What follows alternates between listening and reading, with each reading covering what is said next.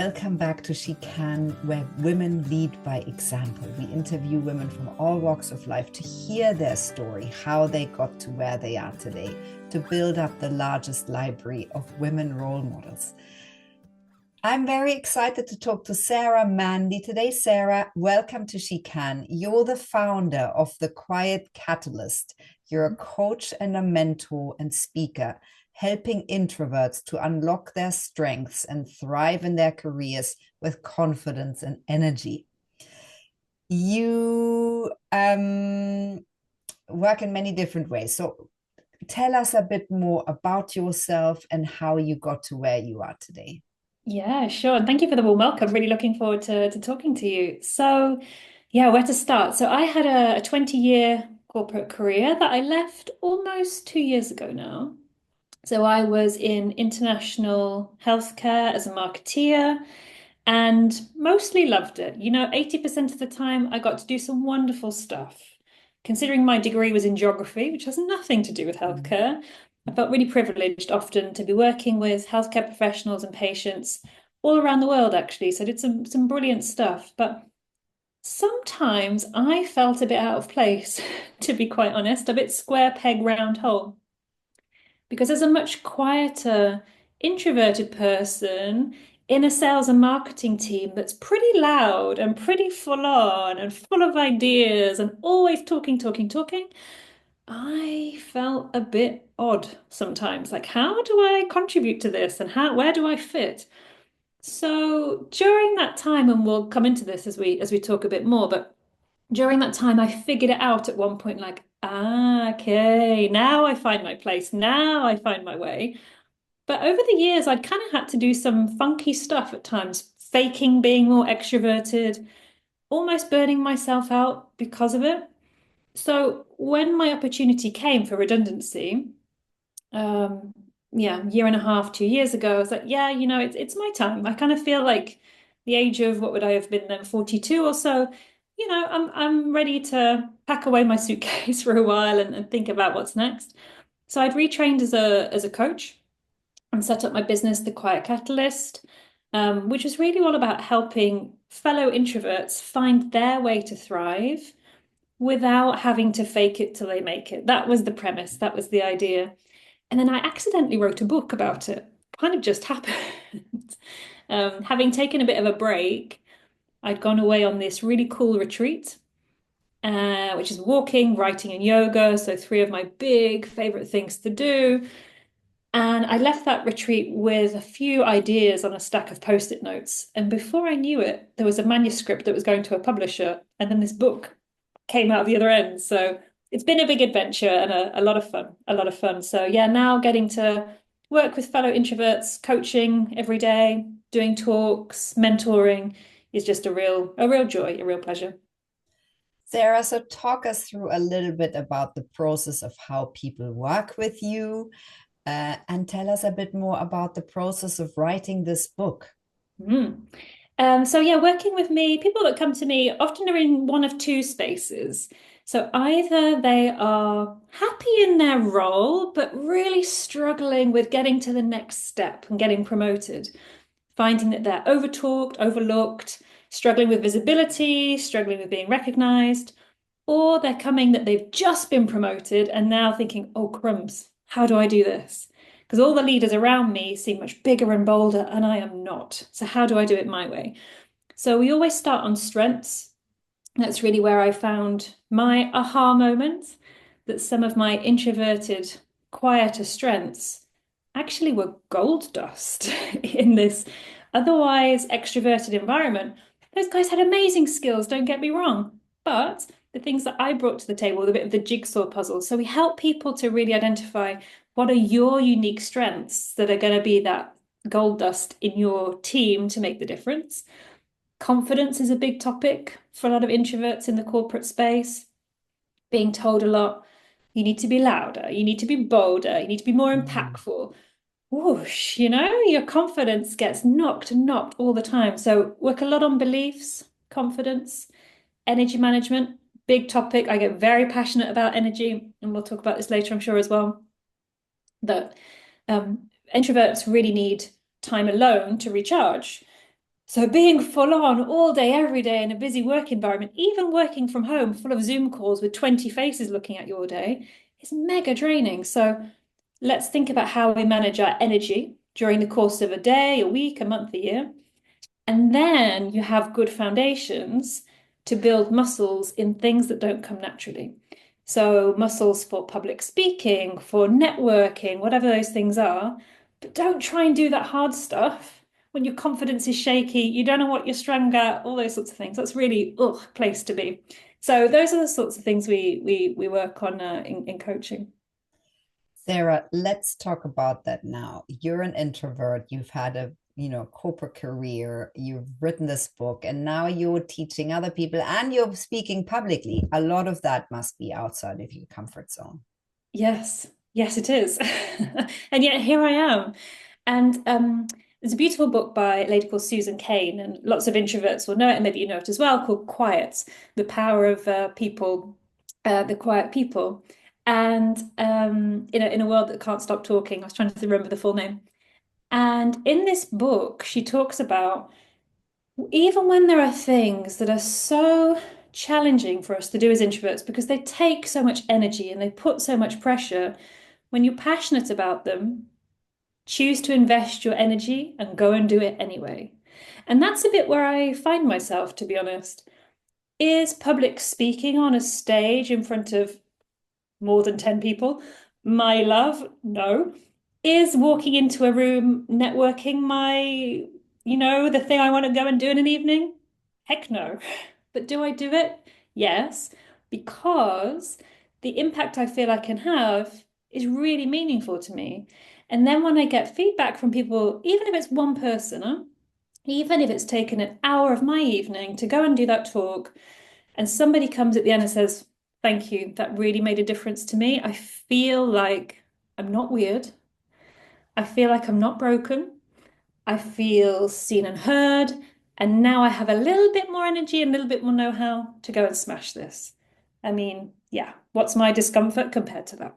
So, yeah, and these things get easier, like everything, right? The more you do it, the easier it gets. Sarah, so tell us a little bit more about the lessons that you've learned over the last 2 years of doing this job. What are the sort of big lessons, would you say? Yeah, I think a couple of things. One is about energy. As I was saying before, I get obsessed about energy. It was my big aha moment or turning point in my corporate life. And I've had to relearn some of those things again now as an entrepreneur running my own business. Um, Energy is precious. And when you are setting up your own business, number one thing that I've learned you need to do is network like crazy. Mm, I didn't have much of a network, I realized. I had a corporate network, but not a new world network. So loads of energy goes into that, whether it's social media, face to face, whatever it might be. So I'm really careful and really strategic, really mindful of where am I going to get my energy from. And it might sound over the top, but it really works that at the beginning of every week, I think about where are my energy drainers going to be this week? So what's going to take my energy? Where can I strategically place my boosters? So boosters for me can be simple things like just going on a nice walk for 20 minutes. Sometimes it's even a little nap, which is kind of nice. It can be having a call with an old friend and, getting some good belly laughs in, those sorts of things. Where am I going to place those in the week to keep me topped up? Because in my old life, I often fell victim of myself, to running the battery down so low that the end of the week I would crash. mm. It's proper Friday night crash on the sofa, bolt the door. I don't want to come out till Monday. And that's not cool. That's not a nice way to live, that you don't have energy left for yourself, for your friends, for your family. So super conscious about managing my energy in the right way. And I think the other thing that I learned these last couple of years is about community. And that might be a funny thing for an introvert to say, but often when introverts are under a lot of pressure, stress, and our energy is depleted, we turn inward even more, right? It's like, I haven't got this time, this space, whatever, to go and access other people. we turn more inward.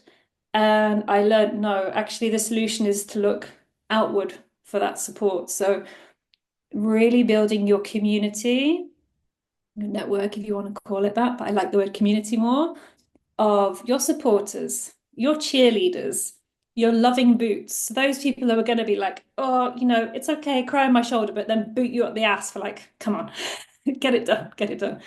That community is invaluable, really invaluable.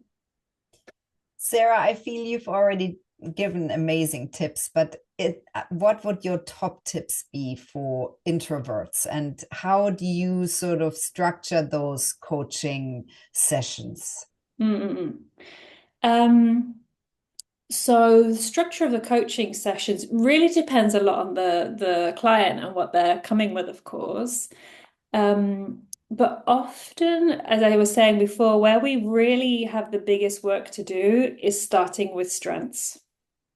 I'm I was surprised in myself, but I'm also surprised in the clients that come my way how unself-aware people are, truly self-aware.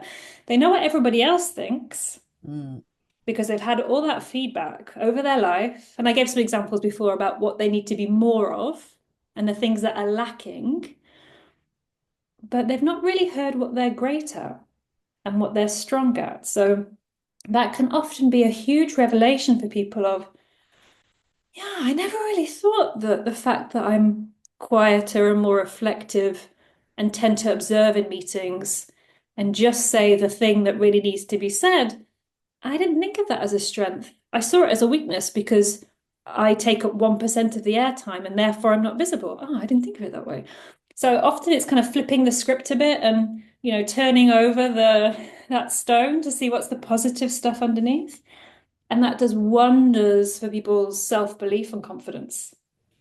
And, it's a real privileged position actually to be in as a coach mentor that, somebody comes feeling pretty, I have a goal in mind, or I've been told to come and talk to you with this goal, but I don't know. Can I really do this?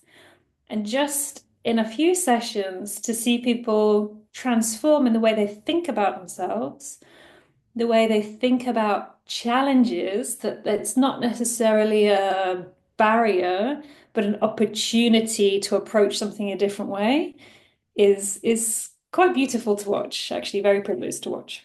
Very beautiful to watch, I'm sure. Sarah, what would you say are the sort of challenges you face, and how do you reframe them? Yeah.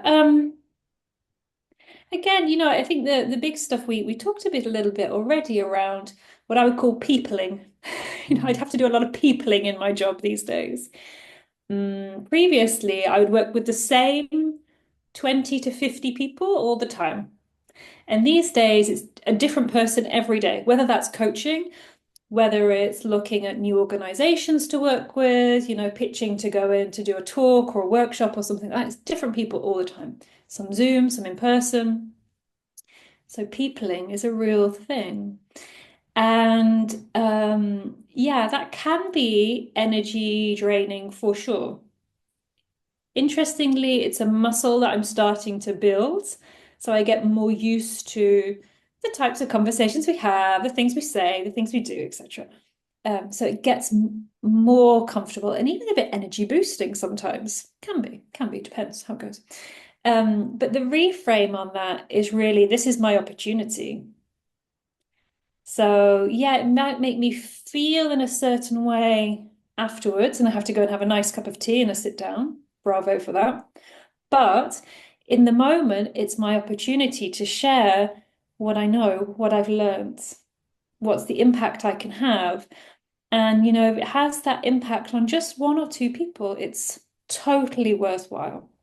Totally worthwhile. Sarah, so tell us more about your book. Yeah.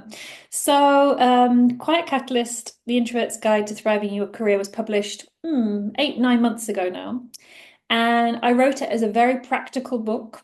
It was actually designed in my head to be the follow-on to Susan Cain's book. That book was the biggest light bulb moment for me, like I can't tell you. I read it when I was a new director, feeling like a fish out of water, And it made so much sense to me. But then I had the challenge of, with that knowledge, what do I do with it? Like, how do Mm. I integrate that into who I am as a leader, as a team player? And so my book was then the learnings of that, like the following 8 years, in my experience, then how can I guide other people? So it shares a bit my personal story, but I never want to say that what I did, everybody should copy paste because every introvert is different. Huh? Yeah. But we really start from some foundations about dispelling some introvert myths. So the things we get told, like, you're very quiet. Are you not really engaged in this? Or the opposite is probably true. So all kinds of different myths. We look at what I call the introvert fingerprint. So as said, everybody is different. Just because we wear this label or hat of introvert, actually about 8 different types of introvert, including ambiverts that sit somewhere in the middle of introverts and extroverts. We look at values, we look at strengths. So you really start to get that self-awareness of who am I, what makes me tick, why do I think, feel, act in certain ways in certain situations. And then we get to work on things like confidence, on energy, hints and tips for specific work environments, whether that's presenting, working with an extroverted boss, going on team days, leading events, all kinds of different things, so that people come out with what I said at the beginning, these foundations. Who am I? What are my strengths? How do I build my confidence? How do I manage my energy? And now, how do I build those muscles for the stuff that doesn't come naturally, but I'm gonna have to do if I'm going to be thriving? So it's not a huge book. It was designed to be read over a weekend, so it's kind of very accessible, very easy to dip into. And yeah, it's had a brilliant reaction from people. That's it was a joy to write.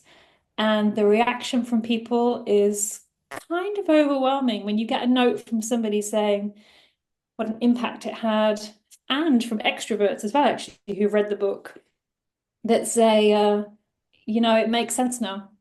I now understand it from the inside rather than just Mm. observing an introverted team member and not quite getting it.